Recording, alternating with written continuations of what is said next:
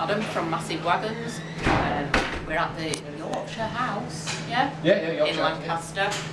I'm actually born in Yorkshire, so are you Lancashire born and bred? I am. It's a bit of a confusion. We are in Lancaster. Yorkshire House. Yeah, and you must play here quite a lot. Actually, we don't. This venue, we play in Lancaster, but we play in a venue up the road more frequently. But this is a bit more of a professional music venue. So we play here maybe once, twice a year, but it's always good. Yeah, because I went in a different venue for a drink earlier. It looked quite good, but probably not great for a venue because it looks like you might not be able to see the band at all places, whereas here you get a good view. And I like this. It's a bit kind of similar to the Star and Garter in Manchester. It's a great sized venue for a band like us. You know, you get 100 people in the room, and it's full and it's rocking and it's bouncing, and the staff are very good here, and great sound, great stage, like you said. So we love it. The last time I see some things, because I've seen you guys many times, probably going back about 5 years, yeah.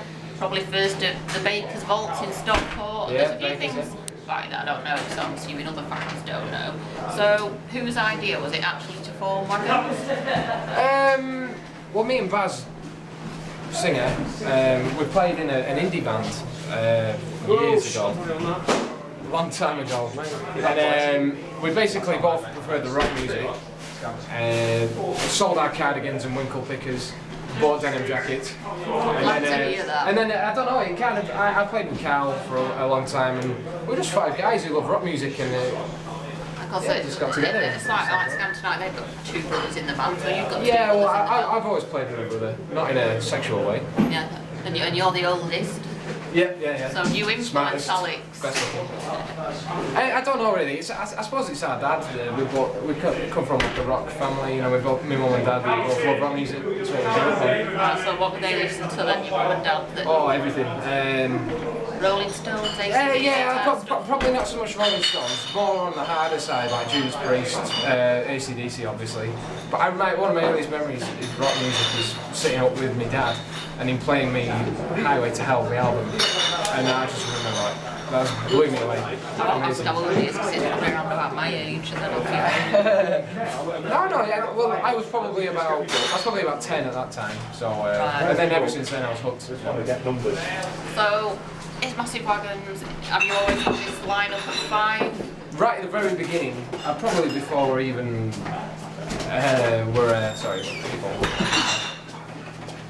we did have a different bassist and a different drummer right at the very beginning, but that was before we really started gigging. I think we did maybe 2 or 3 gigs with him. Drummer went and had a family, and it just sort of became a bit too much for him.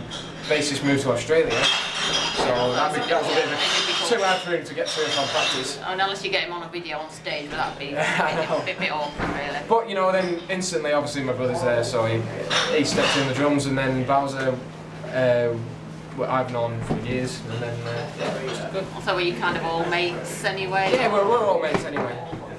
Oops. That's what you actually. We'll edit that out. I've never asked who actually. I don't think I asked. I haven't interviewed you before. Whether I asked this or not. Who actually writes the lyrics? Mainly, Baz mainly. Because I can't ask him because he's not here. Because you do write about different things and other kind of fighting the system, political type things. Yeah, it's not so much political. It's more like just a moan. We're just moaners, you know. I've got a really good moan. And then Red Dress. Now, what is Red Dress actually about? I don't know. We kind of just had the hook. Would you believe me if I said it wasn't about anything? Right. It was just about. I didn't know if you'd had somebody turn up in a red dress. Well, right. Yeah, there is a bit of a tale. Right. Basically, we did a gig once, and there was no one there besides like a handful of people and this girl in a red dress, and she was quite good looking. And it was sort of like, right, we'll play for that red dress, you know, because we were young. And so it just became a hook, and Baz just remembered it for a lyric, and that's it really. Did any of you get the red dress? No, we didn't. No. Oh well. No. As I said, she was fairly good looking, and we look like us, so you know. Oh well, now you're famous, you can probably get, you know, more red dresses. Yeah, well, no, not really. We've gone off the red, more into like our purples these days. Very good. Because Prometheus that owned for you. Baz used to be in that, didn't he? Was he the bass player? Yeah, Prometheus. Yeah, they were. Prometheus, sorry. No, sorry. They were going like for a couple of years before we started, and obviously we sort of all mates around here. And Baz did play bass with them for a bit. He didn't sing. Right. But Baz was a bassist originally. So. Well, I mean, he's good frontman, Baz, and he's like, Right. he's very photogenic. That's what I like about him. When you get photos, he's always got hair flying and Yeah, what you look like. it's like getting Captain pictures Paper. of. Carl always seems to. Well, Carl always seems to stand back, but. Yeah, he's the brooding sort of intense guy. Yeah. Carl's the glue. He's the musical glue that holds this together. Yeah. And is he like the hunk of the band? Definitely. You know, the Dave Grohl look-alike? Yeah, he seems to get the ladies' attention a lot more than the rest of you. Yeah, well, you know, you I'm kind sure you get of resent him leftovers. for that fact, you know. Thanks for bringing it up. And you signed to Off You Rocker, was that late last year? Or was it early? Yeah. That happened, when did the Fight the System come out? That happened around about April last year. Right. And then there was a 3 to 4 month gap, and then we released Fight the System. And, I think I reviewed Fight the System before you joined.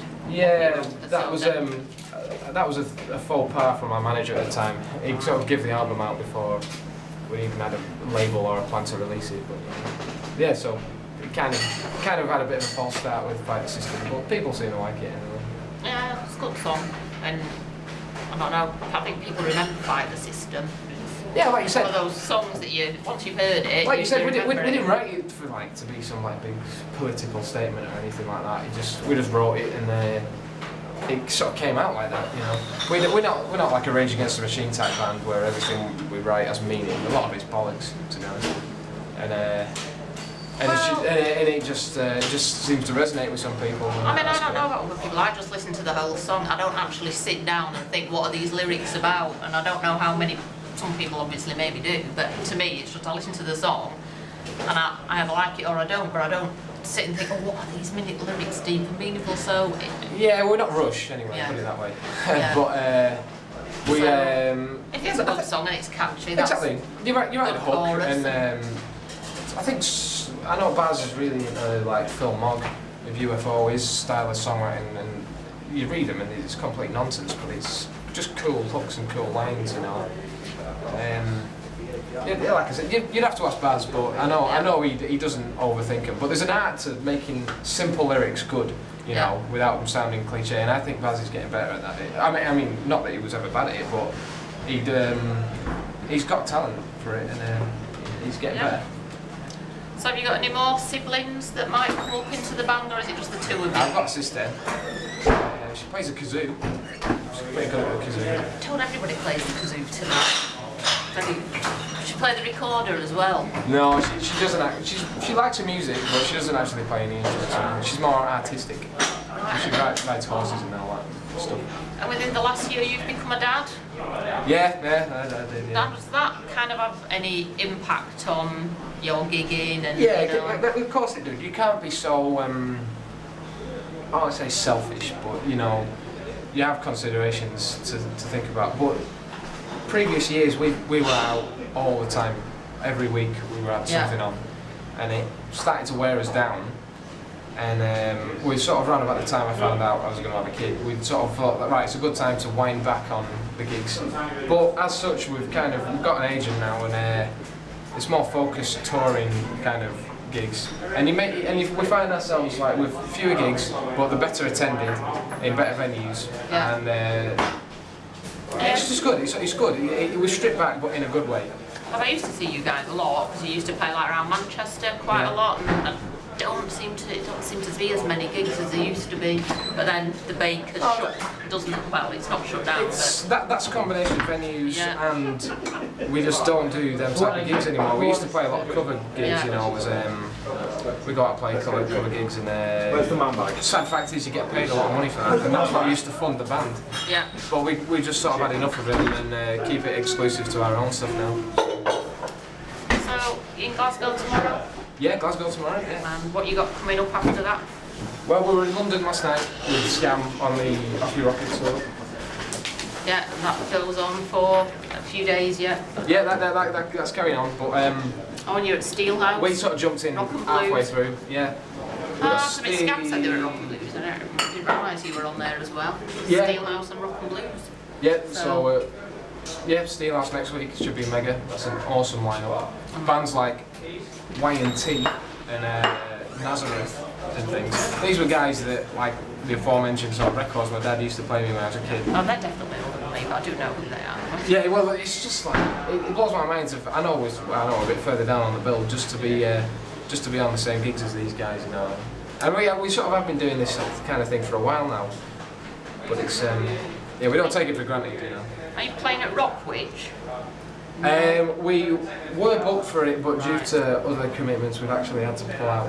And yeah, sorry. So, anything else after this tour? Yeah, we're in. We've got bits and bobs here and there. We're going over to Northern Ireland for the first time. Oh, you are? Screaming Eagles? To play with Screaming Eagles at the Diamond Rock. And we love them guys. And we're frankly honoured. Yeah.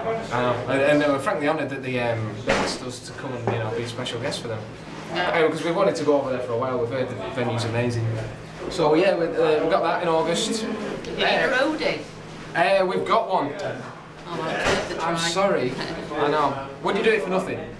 Yeah, as long as I got in the gig free. Well, you'd get in the boot on the ferry, you know. Right. So, in terms of an album, when's your next album going to come out? Well, it's nearly written. Road testing a few songs tonight. Yeah, Ratio, that was the new Ratio. one. Jodie, that's not on your album, is it? No, it's not. No. Yeah, so we played a few, but yeah, we're basically recording in October, November, with the intention for a release early next year. We'll see. Plans can change, but that's like the plan at the moment. Yeah, so not as long as I wait as So we'll look out for it coming out. Yeah. All right. Thank you very much for speaking. No problem. Thank you very much. All right.